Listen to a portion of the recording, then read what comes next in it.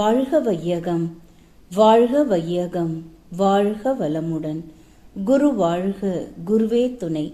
தியானமே யோகம், யோகமே ஞானம்.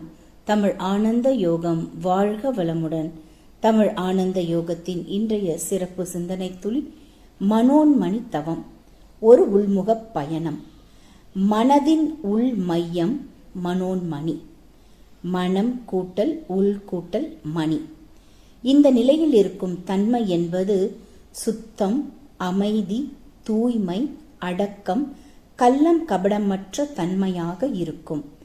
சுத்தமும் அமைதியும் எங்கு இருக்கிறது என்றால் அசுத்தத்திற்கு மத்தியிலும் சப்தத்திற்கு மத்தியிலேயும் தான் இருக்கிறது. எ சீக்ரெட் இஸ் வித்தின். மனதின் அடி ஆழம் என்றும் பொருள் கொள்ளலாம். மாசில்லா மணியே மனோன்மணி என்றும், அனைத்து ரகசியங்களுக்கும் தலையாய ரகசியம் மனோன்மணி என்றும் சித்தர்கள் குறிப்பிட்டுள்ளார்கள். நின்று அறிவதற்கு ஒரு ரகசியம், அது உடலுக்கு உள்ளாக இருக்கும் சுத்த வெளியின் தன்மை கொண்ட மனோன்மணி மையம். இங்கு நடைபெறுவதுதான் இறையாட்சி என்றும் ஞானியர்கள் கூறியுள்ளனர். மனோன்மணி தவம் என்பது பீனியல் சுரப்பினை மையமாக வைத்து செய்யக்கூடிய தவம். ஆக்கினை தவம் செய்யும் போது அதை பிட்யூட்டரி சுரப்பியில் இணையும். துரிய தவத்தில் பீனியல் சுரப்பியோடு இணையும். ஆனால் மனோன்மணி தவம் என்பதும் பீனியல் சுரப்பியிலேயே நின்று தவம் செய்வதாகும். பிட்யூட்டரி சுரப்பி எல்லா சுரப்பிகளுக்கும் தலைமை சுரப்பியாக அழைக்கப்படுகிறது. இருந்தாலும் அதனை கட்டுப்படுத்தும் ஒரு மாஸ்டர் கிளாண்ட் என கருதப்படுவது பீனியல் சுரப்பி ஆகும். அதாவது பீனியல் சுரப்பி மனதின் இயக்கத்திற்கு மட்டுமே உரிய ஒன்றாக இருக்கிறது. மன இயக்கம் சரியாக இயங்கினால்தான் உடல் இயக்கம் சரியாக இயங்கும் என்பதில் தெளிவு வேண்டும். மனதின் இயக்கமே அறிவாகிய தெய்வம் எனலாம். அதுவே சென்ட்ரல் நர்வஸ் சிஸ்டத்தையும் இயக்குகிறது. பீனியல் என்பது விஞ்ஞானத்திற்கு விளங்காத ஒன்றாகும். இது மனம் சார்ந்ததாக இருப்பதால் மெய்ஞானத்திற்கு மட்டுமே விளங்கக்கூடிய ஒரு சுரப்பியாகவும் இருக்கிறது. ஆன்மீக ஞானம் இல்லாதவர் இதனை உணரவும் முடியாது. இந்த உணர்வு கிடைத்துவிட்டால் புலன் உணர்வுகளிலிருந்தும் அனுபவங்களிலிருந்தும் விடுபடலாம். இது உள்நோக்கத்திற்கு சற்று மேலே உள்நாக்கிற்கு சற்று மேலே புருவ மையத்துக்கும் பிடரி கண்ணுக்கும் இடையே பாவனையான ஒரு கோடும், அதே போல 2 காதுகளில் உள்ள ஒரு சிறிய முடிச்சு மாதிரி இருக்கும். இந்த 2 முடிச்சுக்கும் இடையில் பாவனையாக ஒரு கோடும் சந்திக்கும் இடம்தான் மனோன்மணி எனும் பீனியல் சுரப்பி ஆகும். தலையின் உச்சியிலிருந்து அப்படியே கீழ்நோக்கி ஒரு கோட்டினை பாவனை செய்தாலும் பீனியலில் தான் சந்திக்கும். நாக்கினால் இப்பகுதியை ஒரு அழுத்தம் கொடுத்து தவம் செய்வதால் இதனை கேசரி முத்திரை என்றும் லம்பிகா யோகம் என்றும் அழைக்கிறார்கள். ஒவ்வொரு இயக்கத்திற்கும் உள்ளாக ஒரு மையம் இருக்கிறது. அது இருப்பாக அசைவற்று இருக்கிறது. எல்லையற்ற பரவெளியோடு இணைந்ததாக அமைந்திருக்கிறது. மனதின் உள் மையத்தை அடைகிற போது அது ஏகமாக நிற்கும். ஏக உணர்வு வர வர சிறுமைகளிலிருந்து மனம் விடுபட்டு போகும். மனமானது சாதாரண நிலையில் எண்ணங்களோடு செக்கு மாடு சுற்றுவது போல ஒரு அடி கூட முன்னேறாமல் சுற்றி கொண்டே இருக்கும். ஆனால் மனோன்மணியத்தில் லயித்து இருக்கும் போது எண்ணமற்ற சூன்ய நிலை சித்திக்கும். மனம் சும்மா வெறுமனே இருக்கும். பார்ப்பதற்கு சும்மா இருப்பது போல தெரிந்தாலும் மனதின் ஆற்றல் கூடிக்கொண்டே இருக்கும். இதுபோல மனதின் அடி ஆழத்தில் சும்மா இருக்கும் மனோன்மணியில் லயிக்கும் போது எண்ண ஓட்டங்கள் அடங்கி ஆன்மாவிற்கு ஆற்றல் கிடைக்கும். இறைஞான ஆசிரியர் நன்மணி ஐயா அவர்களுக்கு நன்றிகள். வாழ்க வளமுடன் ஐயா.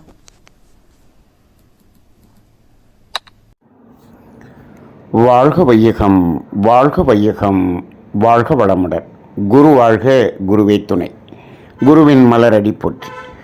இன்றைய சிந்தனை துளிகள் வாசித்த ரிஷிபாபா அம்மா அவர்களுக்கு நன்றி. தியானமே யோகம், யோகமே ஞானம். தமிழ் ஆனந்த யோகம் வாழ்க வளமுடன். இன்றைய சிந்தனை தலைப்பு மனோன்மணி தவம், ஒரு உள்முக பயணம். மெய்யன்பர்களே, தவம் என்பதை நாம் எவ்வாறு புரிந்து கொள்கிறோம் என்று சொன்னால், தவம் என்பது ஏதோ ஒரு செய்யக்கூடிய செயல் என்று பொதுவாக நமது சமுதாயத்தில் மனிதர்கள் புரிந்து கொள்கிறார்கள்.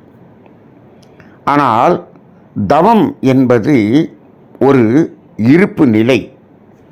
அதாவது தவம் செய்கிறோம் என்று சொல்வதை விட தவமாக மாறுகிறோம், தவம் என்பதாக இருக்கிறோம், தவநிலையில் இருக்கிறோம் என்ற அது ஒரு இருப்பாக இருக்கிறது என்று பல்வேறு மகான்கள் கூறுகிறார்கள்.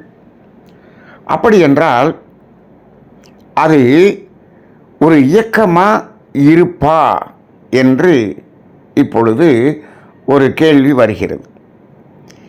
இப்போது இதை இந்த மனோன்மணி தவம் என்பதில் நாம் அதை எவ்வாறு விளங்கிக் கொள்ளலாம் என்பதை இன்றைய சிந்தனை நன்றாக விளக்குகிறது. அதன் அடிப்படையில் இந்த சிந்தனையை நாம் பார்ப்போம். இப்போது இயக்கம் என்று ஒன்று இருக்கிறது, இருப்பு என்று ஒன்று இருக்கிறது. அந்த இருப்பு நிலை என்பதுதான் தெய்வம் என்று சொல்லுகிறோம்.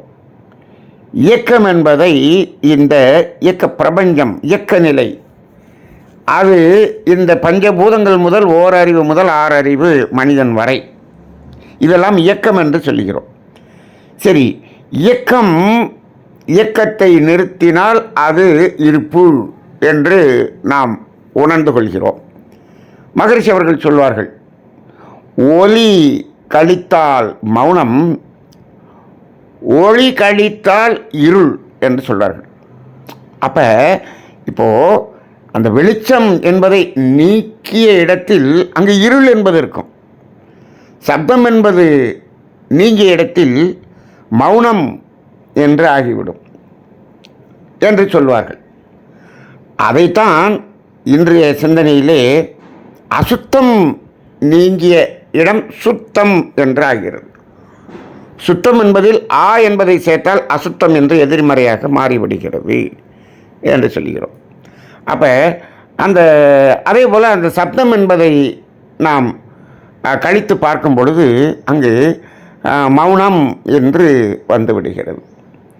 இப்போது இந்த மனோன்மணி தவம் என்பது எதை அடிப்படையாக கொண்டு மகரிஷி அவர்கள் வடிவமைத்தார்கள்? இது மகரிஷி அவர்கள் வடிவமைத்தது என்று கூட சொல்ல முடியாது. இது காலகாலமாக சித்தர்கள் செய்து வந்த ஒரு தவம். இப்போது பல்வேறு வகையான தவங்களை மகரிஷி அவர்கள் கொடுத்திருக்கிறார்கள். இப்போ அதில் அடிப்படையாக நமக்கு கொடுத்தது என்ன என்று சொன்னால் ஆக்கினை தவம். அது பிட்யூட்ரி சுரப்பியில் நேரடியாக தொடர்பு கொண்டது என்று சொல்லுகிறோம். அதுக்கடுத்து சாந்தி தவம் என்றால் அது மூலாதாரத்தை தொடர்பு கொண்டது. அதுக்கடுத்து துரியம் என்று வரும்பொழுது இது பீனியல் சுரப்பியை தொடர்பு கொண்டது என்று நாம் செய்கிறோம். இது 3 தான் தவத்தில் ஒரு முக்கியமான இடங்கள். மூலாதாரம், அந்த ஆக்கினை, துரியம். இப்போது இந்த இடையில ஒரு 4 மையங்கள் இருக்கிறது. இருந்தாலும் நமது மகரிஷியினுடைய குண்டலினி யோகத்தில் மூலாதாரம் தான் எப்பொழுதும் இருக்கக்கூடிய இடம். அது மாற வேண்டிய இடம் ஆக்கினை என்று பிட்யூட்ரி சுரப்பிக்கு வந்துடுறோம். இப்போது அந்த ஆக்கினை தவத்தில் நடக்கக்கூடிய மாற்றம் என்ன மாற்றம்? மனதில் ஏற்படக்கூடிய மாற்றம். தவத்தினுடைய பலன்கள் முழுவதும் நேரடியாக மனதிலே மாற்றத்தை ஏற்படுத்தக்கூடியது தான். உடலிலே மாற்றம் ஏற்படுகிறது என்று சொல்லுகிறார்களே என்று ஒரு கேள்வியை கேட்கலாம். தவம் செய்யும் போது உடலிலே என்னென்ன மாற்றமெல்லாம் நடக்கிறது என்று சொல்லுகிறார். இரத்தத்தினுடைய அது அதிகமாக ஓடுகிறது, சமமாக ஓடுகிறது. இப்போ உடலிலே மாற்றம் என்று சொல்லுகிறார்களே, முதலில் உடலில் மாற்றம் ஏற்படாது. தவம் என்பதில் முதலில் மனதில் தான் மாற்றம் ஏற்படும். மனதில் மாற்றம் ஏற்பட்ட பிறகு அதனால் உடலில் மாற்றம் ஏற்படும். அவ்வளோதான். உடலில் மாற்றம் ஏற்படும் என்று சொன்னால் கூட என்ன மாற்றம் ஏற்படுகிறது என்று சொன்னால், உடல் என்பதற்கு என்று ஒரு அறிவு இருக்கிறது, அதற்கு என்று ஒரு இயக்கம் இருக்கிறது, அதனுடைய இயல்பில் இயங்கிக் கொண்டிருக்கிறது என்று வைத்துக்கொள்ளுங்கள். நீங்கள் தவம் செய்தீர்கள் என்று சொன்னாலும் அதனுடைய இயல்பில் தான் இயங்கிக் கொண்டிருக்கும். அப்படியெல்லாம் ஒன்றும் மாறிடாது. ஆனால் இப்போ இங்கே மாற்றம் என்று சொல்கிறோமே, அது எது என்று சொன்னால், இந்த மனதை கெடுத்து நாம் என்ன பண்ணிட்டோம், இந்த இயல்பான ஓட்டத்தை கெடுத்து அதை வேகமாக ஓடக்கூடிய அளவுக்கு வச்சிருக்கிறோன்னு வச்சுக்கோங்க. தவம் செய்யும்போது என்ன ஆகுது, அது இயல்புக்கு மாறாக இருக்கக்கூடியது இயல்புக்கு வருகிறது. அப்போ பிபி ரைஸாக இருக்கிறது பிபி நார்மலுக்கு வருது அப்படின்னு வச்சுக்குவோம். இப்போ தவம் செய்கிறோம், 200 இருக்கக்கூடிய அந்த பிபி 120க்கு வந்துருச்சு, நார்மலுக்கு வந்துருச்சு அப்படின்னு சொல்கிறோன்னு வச்சுக்கோங்க. இப்போது சில பேர் என்ன பண்ணுவாங்கன்னா, குதர்க்கமாக கேள்வி கேட்பார்கள். எப்படி, அப்போ எனக்கு நார்மலாக இருக்கும்போது நான் தவம் செஞ்சேன்னா 120ங்கிறது 80 குறைஞ்சிருமா, லோ ப்ரெஷராக மாறிடுமா இப்படின்னு கேட்பாங்க. அதுதான் இல்லை. இதுதான் மனிதனுடைய அறிவு. மனிதனுடைய அறிவு என்னென்னா, குறைக்கிறதுனா குறைச்சிக்கிட்டே இருக்கும், கூட்டுறதுனா கூட்டிக்கிட்டே இருக்கும். இங்கே அப்படி இல்லை. இது இறை அறிவு. நீ நார்மலில் இருந்துட்டு தவம் பண்ணிங்கன்னா அது இயல்பில் இருக்கும்போது தவம் பண்ணால் இயல்பில் தான் இருக்கும், அவ்வளோதானே தவிர அது குறையாது. அப்போ முதல்ல மட்டும் 200லேருந்து 120க்கு எப்படி குறைஞ்சிது அப்படின்னு சொன்னோம்னா, அது இயல்புக்கு மாறாக இருந்தால் இயல்புக்கு வரும், இயல்பாக இருந்தால் இயல்பாகவே இருக்கும். இதுதாங்க தவத்தில்.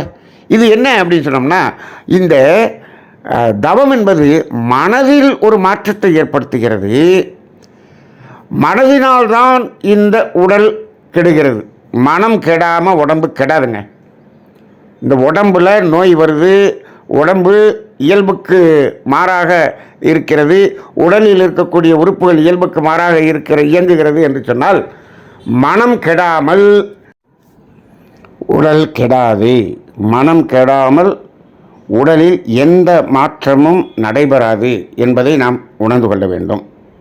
அப்போ அதனால தான் மகரிஷி என்ன சொல்கிறாரு, மனம் வளமாகிவிட்டால் உடலும் சரியாகிவிடும், உயிரும் சரியாகிவிடும். அப்போ மனம் ஒன்று தான். இந்த உயிரை வீக்காக்கிறதும் மனம்தான், உடலை வீக்காக்கிறதும் மனம்தான். அப்போ அதனால தான் மனதை சரி செய்ய வேண்டும் என்பது.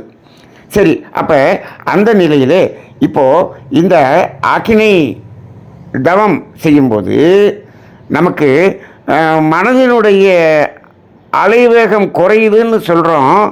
பிட்யூட்டி சுரப்பியில் அது நின்று தவம் ஏற்றும்போது இந்த புலன் வழியாக செல்லக்கூடிய மனம் புலனிலிருந்து விடுபடுகிறது என்று சொல்லுகிறோம் அல்லவா. அப்போ அது என்ன பண்ணுது அப்படின்னு சொன்னோம்னா, இந்த புலன் வழியாக எப்பொழுது மனம் செயல்படுகிறதோ அப்பொழுதுதான் இந்த உடலில் இருக்கக்கூடிய உடல் இயக்கம், உடல் உறுப்புகளின் இயக்கம் பாதிக்கப்படுகிறது.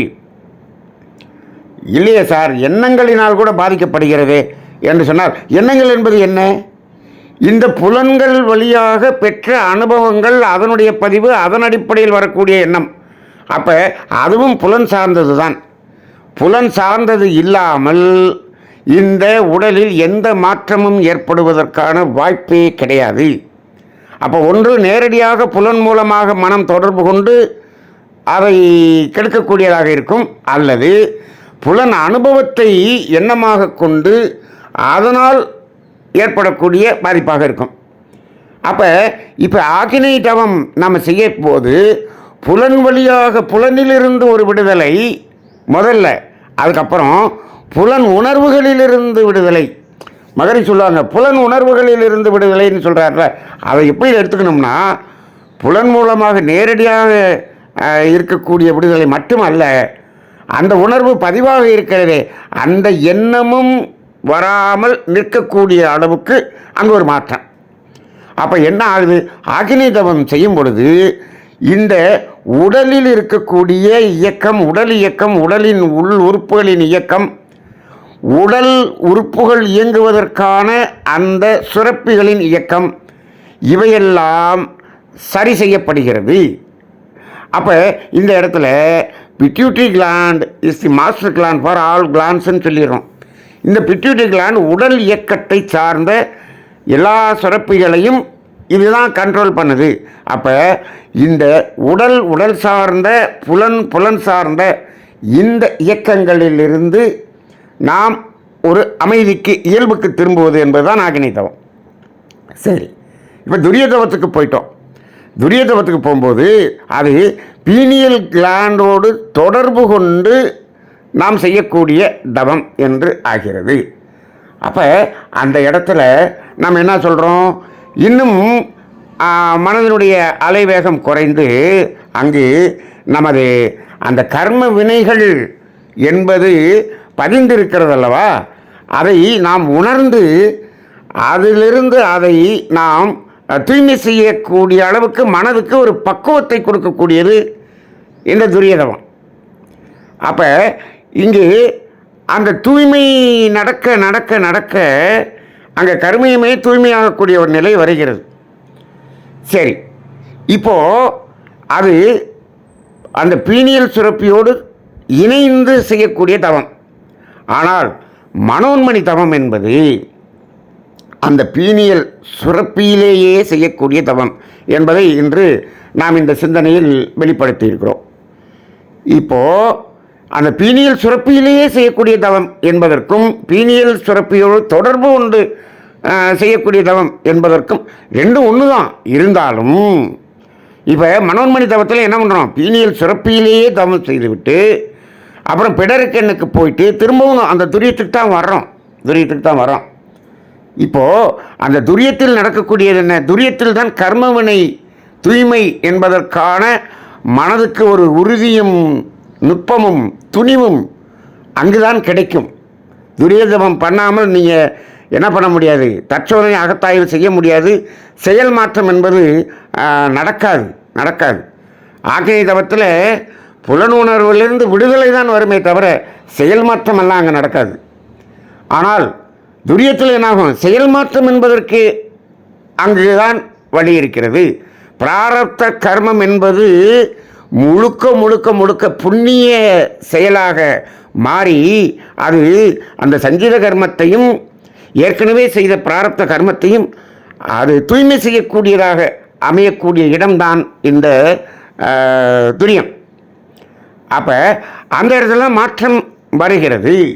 சரி, இந்த மாற்றம் வருகிறது என்று வைத்துக்கொள்ளுங்கள். அவ்வாறு தூய்மை நடக்க நடக்க நடக்க என்னாகும், எண்ணங்களுடைய எழுச்சி குறைஞ்சிக்கிட்டே வரும். இப்போ எண்ணங்கள் எழுச்சி இல்லைன்னு வச்சுக்குவோம். இப்போ நேரடியாக புலன் மூலமாகவும் தொடர்பு கொள்ளவில்லை, எங்கள் பொருள்களோடும் நபர்களோடும் தொடர்பு கொள்வதில்லை. அதே போல் எண்ணங்களும் எழுச்சி இல்லை அப்படின்னு வச்சுக்கோங்க. இப்போ இந்த இடத்தில் மனதினுடைய நிலை என்ன என்பது ஒரு பெரிய கேள்வி. ஆம், இப்போது நிறைய பேர் என்ன சொல்கிறாங்கன்னா, அப்படி இருக்கும்போது அங்கு மனம் என்ற ஒன்று இல்லை என்று சொல்லுகிறார்கள். ஆனால் நமது தமிழ் ஆனந்த யோகத்திலே அப்படி இருக்க முடியாது என்பதை பல்வேறு சிந்தனைகளிலே நாம் வெளிப்படுத்தி கொண்டே இருக்கிறோம். சரி, இப்போது இந்த பீனியல் சுரப்பி என்பது it is a master gland for pituitary கிளாண்டுன்னு சொல்கிறாங்க.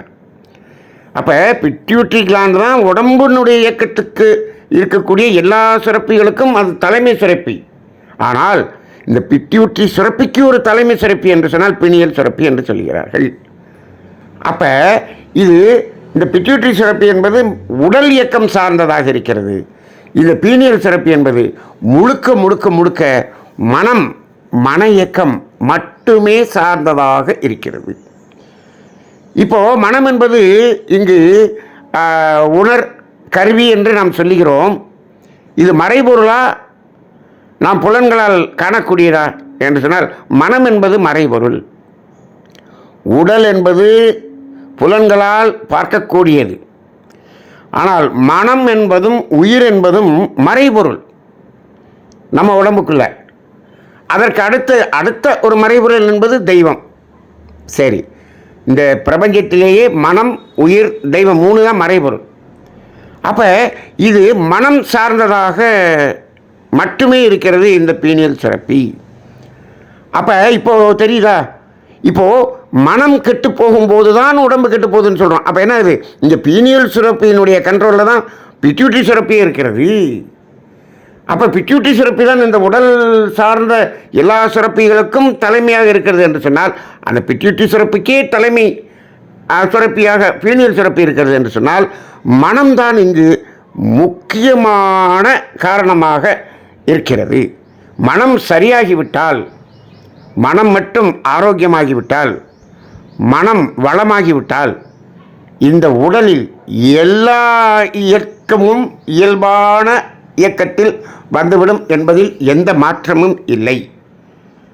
சரி, அப்போ மனதை சரி செய்வது தான் முக்கியம்.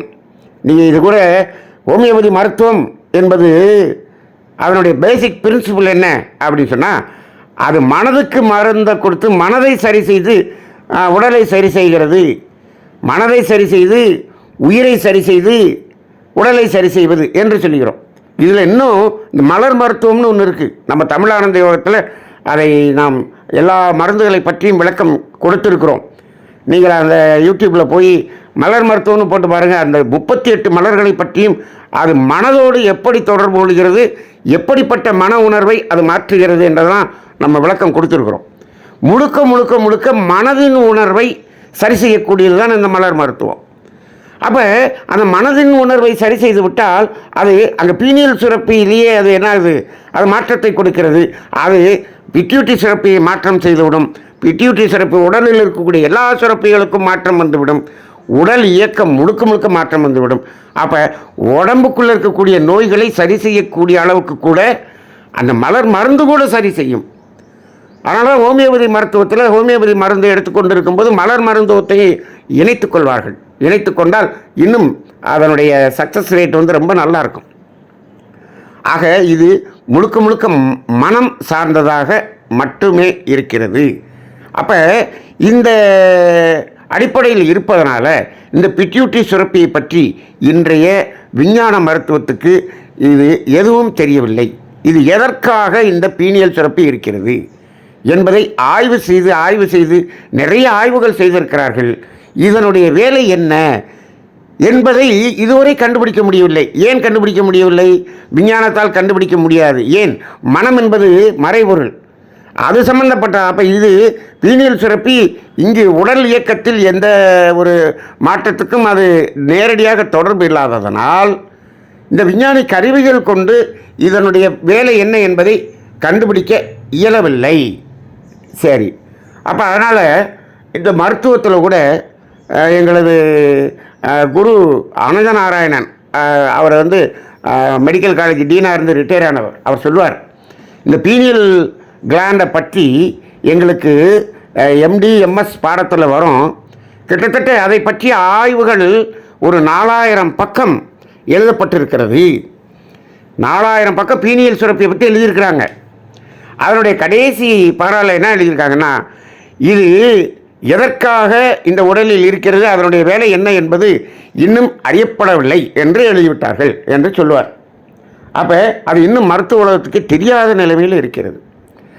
ஏன் என்று சொன்னால் இது முழுக்க முழுக்க முழுக்க மனம் சம்பந்தப்பட்டதாக இருக்கிறது. மனம் என்பது மறைபொருள். சரி, அப்போ இப்போ நேரடியாக அந்த பிட்யூட்டரி சுரப்பி, அதாவது பீனியல் சுரப்பி என்ற மனோன்மணியிலேயே தவம் செய்வது என்பதை சித்தர்கள் கண்டு உணர்ந்தார்கள். அதைத்தான் மனம் உள் மணி, மனோன்மணி என்று சொல்வார்கள். இதை கூட ஒரு சித்தர் கூட பாடுவார். மாங்காய் பால் உண்டு மலை மேல் இருப்பவர்க்கு தேங்காய் பால் எதுக்கடி குதம்பாய் என்று குதம்பாய் சித்தர் ஒரு பாடல் பாடுவார். மாங்காய் வடிவத்தில் இருக்கும் இந்த பீனியல் சுரப்பி, மாங்காய் அப்படிங்கிற அந்த பீனியல் சுரப்பியில் தவம் செய்து அதன் பிறகு மலை மேல் இருப்பவர்க்கு என்று சொன்னால் துரியத்தில் தவம் செய்பவர்களுக்கு இதைத்தான் மனோன்மணி தவம் என்று சொல்கிறார்கள். மாங்காய் பால் உண்டு. அப்போ மனோன்மணி மையத்தில் தவம் செய்து மலை மேல் இருப்பதற்கு, மலை மேல் என்று சொன்னால் உச்சி, துரியத்தில் இருப்பவர்களுக்கு தேங்காய் பால் என்று சொன்னால், இந்த தேங்காய் அப்படின்னு சொன்னோம்னா அது எதை குறிக்கிறது என்று சொன்னால், இந்த உலகியலில் பொருள் உறவுகள் சார்ந்த இந்த தொடர்புகள், இதைத்தான் தேங்காய் என்று சொல்லுகிறார். இந்த உறவுகள், இந்த தொடர்புகள் எதற்கு தேவையில்லை என்று தோன்றும் அப்படின்னு சொல்கிறார். தேவையில்லை என்று சொன்னால் அப்போ பசி எடுக்காதா, சாப்பிட வேண்டாமா அப்படின்னு கூட கேட்பாங்க. இந்த மனோன்மணி தவத்தில் பாருங்கள், அது உள்நாக்குக்கு மேலே என்று குறிப்பிடப்பட்டிருக்கிறது. அப்போ நம்ம என்ன பண்ணுறோம், நாக்கை மடித்து மேலே தூக்கி உள்நாக்குக்கு மேலே இருக்கக்கூடிய அந்த சாஃப்ட் பேலட்டில் அழுத்தி வச்சுக்கிறோம். இப்படி வச்சுட்டு தான் இந்த தவம் செய்கிறோம். ஆனால் நாக்கை தூக்கி அப்படி வைப்பது என்பது லம்பிகா யோகம் என்று சொல்லுகிறார்கள். இந்த தவளை, பாம்பு போன்ற இரட்டை நாக்கு இருக்கக்கூடிய அந்த விலங்குகள் எல்லாம் இந்த வெயில் காலத்தில் இந்த வலைக்குள்ளே போய் உட்காந்துக்கணும் 6 மாதம். மழை பெஞ்சு தண்ணி வந்துச்சுன்னா வெளியில் வந்துடும். அந்த 6 மாதம் அது உணவே இருக்காது. அப்போ அது என்ன பண்ணும் அப்படின்னு சொன்னால், நாக்கை தூக்கி மேலே வச்சுக்கிட்டு அந்த லம்பிகா யோகத்தில் இருந்துவிடும். அங்கு பசியே இருக்காது என்று சொல்லுகிறார்கள். இப்பொழுது சில பேர் மாதக்கணக்கில் வருடக்கணக்கில் தவத்தில் இருக்கிறார்களே, அவர்கள் இந்த லம்பிகா யோகத்தில் தான் இருப்பார்கள் என்று தோன்றுகிறது. அப்போ மாங்காய்ப்பால் உண்டு மலை மேல் இருப்பவருக்கு தேங்காய்ப்பால், இந்த உலக பொருள் அனுபவங்கள், இந்த தொடர்புகள் தேவையில்லை என்று சொல்லுகிறார் அந்த குதம்பாய் சித்தர். அப்படிப்பட்ட இடம்தான் அந்த மனோன்மணி என்று சொல்லக்கூடிய ஒரு இடமாக இருக்கிறது.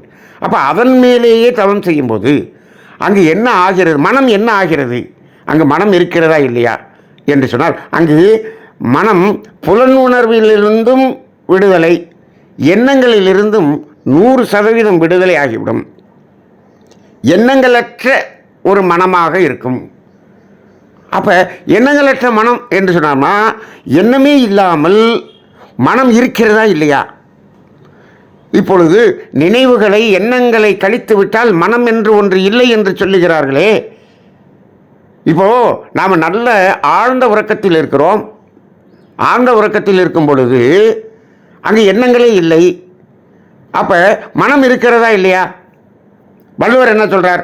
உறங்குவது போலும் சாக்காடு, உறங்கி எழுவது போலும் பிறப்பு என்று சொல்லுகிறார். அப்போ செத்ததுக்கு சமம் சொல்கிறாரே அப்படின்னு சொன்னால், செத்ததுக்கு சமம் அப்படின்னு தான் சொல்கிறார் அந்த இடத்துல. அப்போ என்ன ஆகுது, உடம்புல உயிர் இருக்குது, மனமும் இருக்கு.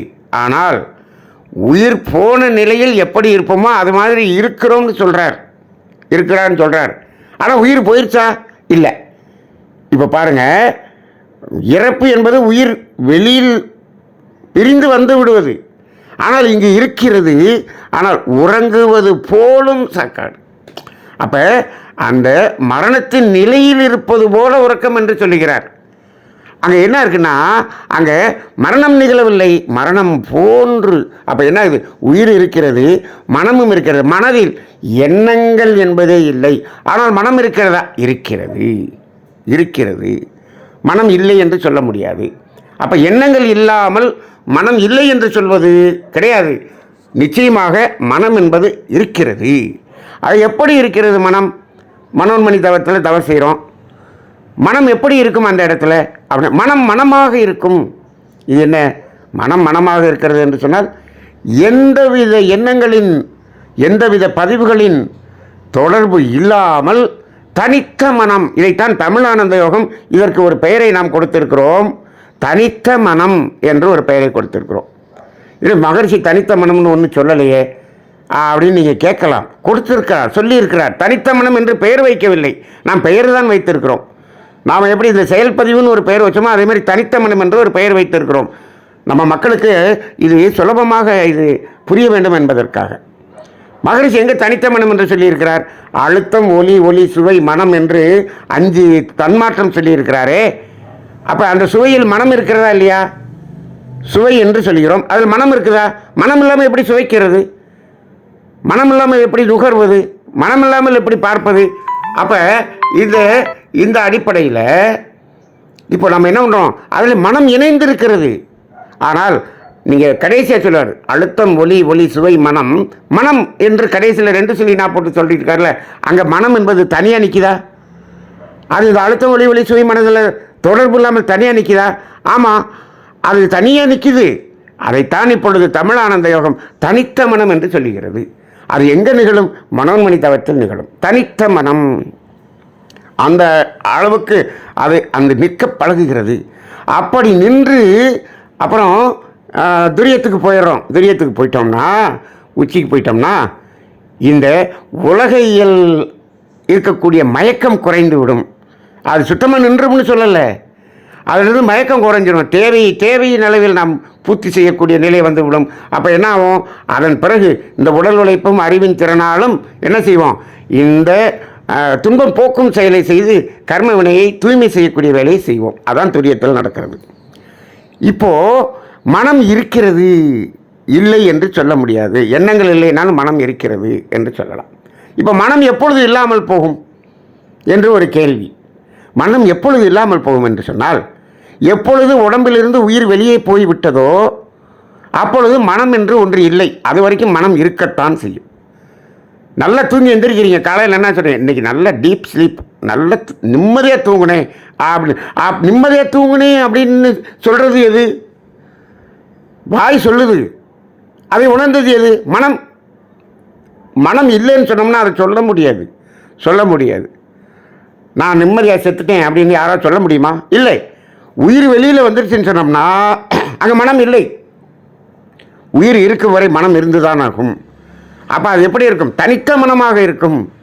அது எந்த புலனோடும் தொடர்பு கொள்ளாது, எந்த புலன் அந்த பதிவுகளோடும் தொடர்பு கொள்ளாமல் இருக்கும். அப்போ அந்த நிலை. அப்போ மரணம் என்று சொல்லும் பொழுது தான் உயிர் வெளியில் போயிடுச்சுன்னா மனமும் அங்கு இல்லை என்று சொல்லுகிறோம். இந்த இடத்துல தான் இந்த விஞ்ஞானம் ஒரு ஆச்சரியப்படக்கூடிய ஒன்று சொல்லப்படுகிறது. அதையும் இதையும் இணைத்து பார்க்க வேண்டும் என்று எனக்கு தோன்றுகிறது. நல்லா பாருங்கள். இப்போது இந்த பீனியல் சுரப்பியை பற்றி இவங்க ஆய்வு செய்து கொண்டிருந்தார்கள் அல்லவா? இப்போ என்ன பண்ணினாங்க, ஒரு மனிதன் இறந்த பிறகு அந்த பீனியல் சுரப்பியை வெட்டி எடுத்து அதை இவர்கள் ஆய்வுக்கு உட்படுத்த வேண்டும் என்று ஒரு முயற்சி செய்தார்கள். ஒரு மனிதன் இறந்தவுடன் அந்த ஸ்கல்லை ஓப்பன் பண்ணி அந்த பீனியல் சுரப்பியை எடுத்து பார்க்கணுன்னு பார்த்தா, மனிதன் எப்பொழுது மரணம் என்று ஆகிவிட்டானோ அங்கு அந்த சுரப்பியை காணோம் என்று சொல்லுகிறார்கள். அது மறைந்து விடுகிறது என்று சொல்லுகிறார்கள். சாதாரணமாக அந்த தலைப்பகுதியை ஸ்கேன் பண்ணி பார்த்தோம்னா அது மாங்காய் சைஸில் அந்த பீனியல் சுரப்பியினுடைய உருவம் இருக்கிறது. அது இருக்கிறது. உயிரோடு இருக்கும் பொழுது இப்போ ஓப்பன் பண்ணி பார்க்குறாங்க இல்லையா, அப்பையும் பீனியல் சுரப்பி இருக்கிறது. ஆனால் ஒருவன் மனம், அதாவது இறந்து விட்டான் என்று சொன்னால் அந்த நேரத்தில் அந்த சனத்தில் அந்த பீனியல் சுரப்பி என்பதும் மறைந்து விடுகிறது. இது மருத்துவத்திற்கு ஒரு பெரிய ஆச்சரியமாக இருக்கிறது. ஆனால் இப்பொழுது இதுவரை நாம் பேசினோமே, இதை வைத்து நீங்கள் அதை சிந்தித்து பாருங்கள். அது மனம், முழுக்க மனம் சம்பந்தப்பட்டது.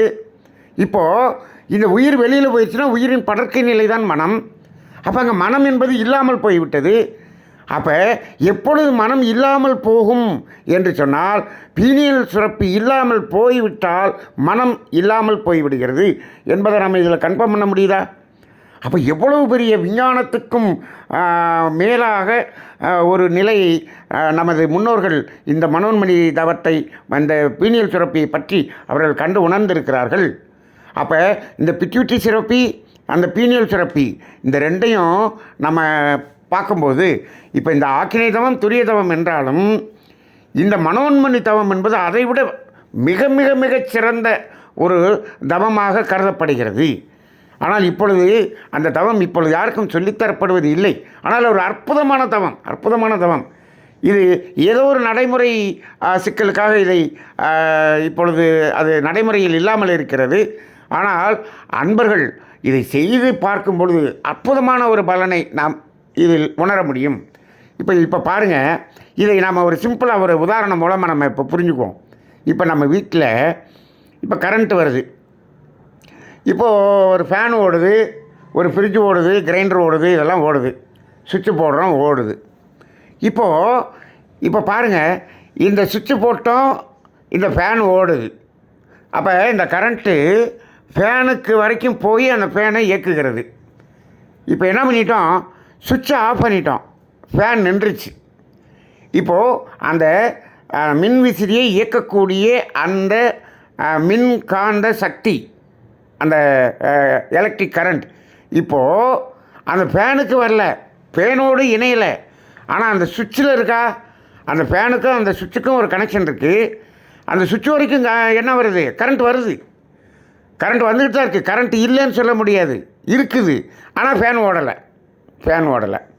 இப்போது இந்த இடம்தான் நம்ம என்ன சொல்கிறோம், ஆக்கினை தவம்.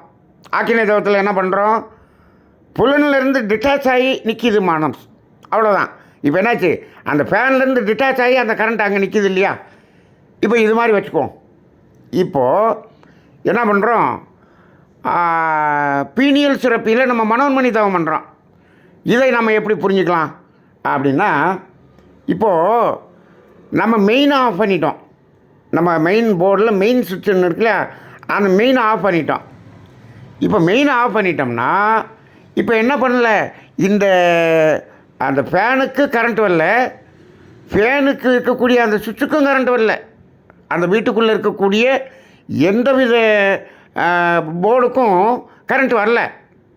இப்போது நம்ம வீட்டில் கரண்ட் இருக்கா இல்லையா, வீட்டில் கரண்ட் இருக்குது. எங்கே இருக்குது, மெயின் சுவிட்ச், மெயின் இருக்கு இல்லையா, அந்த மெயின் வரைக்கும் கரண்ட் வந்துக்கிட்டு தான் இருக்குது, கரண்ட் வந்துக்கிட்டு தான் இருக்குது. நம்ம மெயினை ஆஃப் பண்ணி வச்சுருக்குறோம். வீட்டுக்கு உள்ள முழுதும் கரண்ட் வரல, ஆனால் வீட்டில் கரண்ட் இருக்கிறது, மெயின் வரைக்கும் வந்துக்கிட்டு தான் இருக்குது. இப்போது பீனியல் சுரப்பியில் நம்ம மனோன்மணி தவம் பண்ணும்போது அங்கே மனம் இல்லை என்று சொல்ல முடியாது. எண்ணங்களற்ற நிலையில் மனம் என்பது இருக்கிறது. எப்படி, மெயினில் கரண்ட் இருக்குது, இல்லைன்னு சொல்ல முடியாது. அப்போ அதைத்தான் தனித்த மனம் என்று நாம் சொல்லுகிறோம். இப்போது மெயினுக்கே கரண்ட் இல்லைன்னு வச்சுக்கோங்க, இந்த ஏரியாவுக்கே கரண்ட் இல்லைன்னு வச்சுக்கோங்க, அப்போ என்ன பண்ணோம், அப்போ டோட்டலாக நம்ம வீட்டுக்கே கரண்ட் வரல, அப்போ மரணம் என்று வைத்துக்கொள்ளுங்கள்.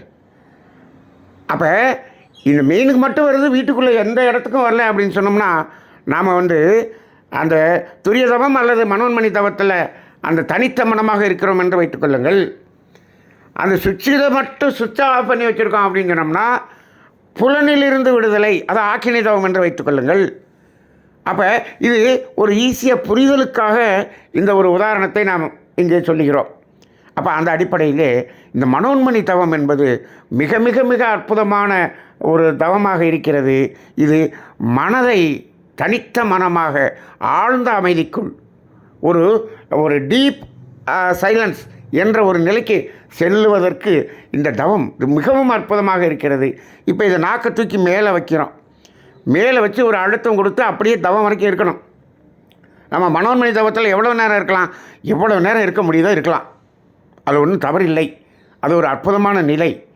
ஆனால் நாக்கு வலிக்குதுன்னு நிறையா பேர் சொல்கிறாங்க. இப்போது அது நம்ம ப்ராக்டிஸில் தான் இருக்குது. நீங்கள் நல்ல நாக்கை, அந்த நுனி நாக்கை மட்டும் வச்சு அழுத்தினீங்கன்னா கொஞ்சம் வலிக்கிற மாதிரி இருக்கும். அந்த நுனி நாக்கில் ஒரு அழுத்தம் கொடுத்துட்டு அந்த நாக்கினுடைய நுனி பகுதியின் மேல் பகுதியை அப்படியே அதில் வச்சு அழுத்திட்டு அப்படியே நீங்கள் அப்பப்போ நீங்கள் என்ன பண்ணுங்கள், நாக்கை மேலே அழுத்தி அழுத்தி அழுத்தி பழகுனீங்கன்னா அந்த பொசிஷனில் நிற்கிறதுக்கு வலி இல்லாமல் மாறிவிடும். நீங்கள் என்ன பண்ணலாம், ஒரு 15 நிமிடத்துலேருந்து 20 நிமிடம் கூட நாக்கை அப்படியே அங்கே வச்சுக்கலாம். சரி, அப்படியே வலி இருக்குன்னா கூட நாக்கை எடுத்துகிட்டு மீண்டும் அழுத்தம் கொடுத்து வைத்துக்கொள்ளுங்கள்.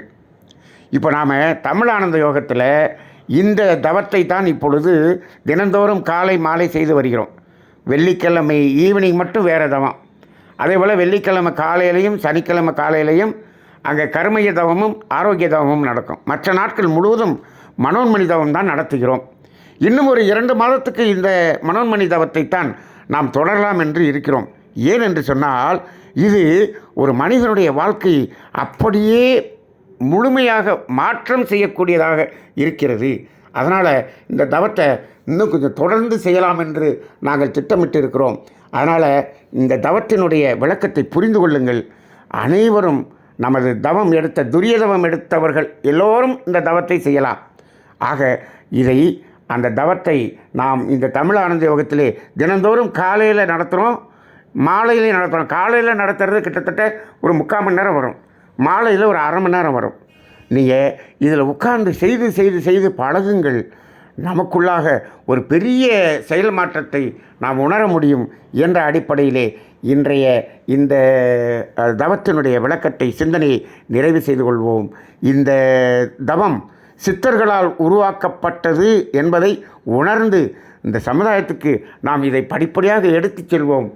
மனதில் ஒரு பெரிய மாற்றத்தை ஏற்படுத்தினால் அதுதான் உலக அமைதிக்கான ஒரு பாதையாக அமையும் இது சமுதாயத்தில் இருக்கக்கூடிய அனைவருக்கும் செல்ல வேண்டும், சேர வேண்டும், அனைவரும் இந்த தவநிலைக்கு வர வேண்டும் என்று இந்த பிரபஞ்சத்தில் ஒரு வாழ்த்து அலையை வீசி நாம் இந்த சிந்தனையை நிறைவு செய்து கொள்வோம்.